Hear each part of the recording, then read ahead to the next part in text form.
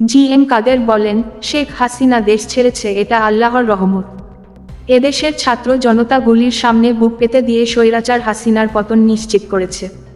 বাংলাদেশের ইতিহাসে এত বড় আন্দোলনের নজির নেই। আন্দোলনে এত নির্যাতন আর হত্যাযজ্ঞের ইতিহাসও নেই আমাদের দেশে।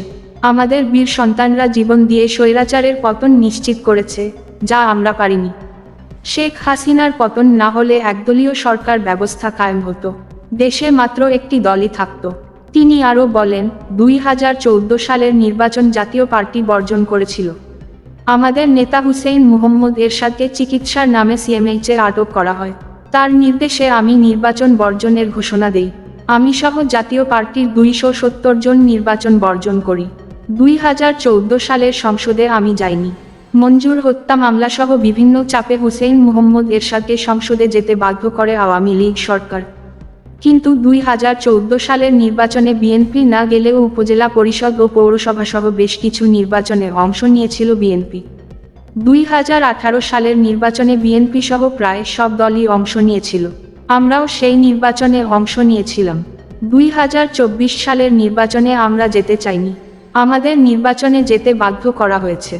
জাতীয় পার্টিতে আওয়ামী লীগই বিভাজন সৃষ্টি করেছিল উল্লেখ করে চেয়ারম্যান বলেন, একটি গোষ্ঠীকে আমাদের দল ও প্রতীকের নামে কাউন্সিল করতে অন্যায়ভাবে অনুমতি দিয়েছিল তারা।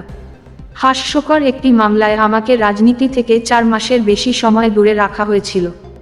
আমরা নির্বাচন বর্জন করতে সংবাদ সম্মেলন করতে চেয়েছিলাম, সবকিছুই রেডি ছিল। কিন্তু বিভিন্ন বাহিনীর সদস্য ও বিভিন্ন সংস্থার সদস্যরা আমাদের অফিস কর্ডন করে রাখে। আমাদের নির্বাচন প্রত্যাহারের ঘোষণা দিতে দেয়নি, এটা সবাই জানে। জিএম কাদের বলেন, চাঁদাবাজ চক্রের হাত থেকে পরিবহন সেক্টর বাঁচাতে হবে। পরিবহন মালিক শ্রমিকদের বাঁচাতে এখনই উদ্যোগ নিতে হবে।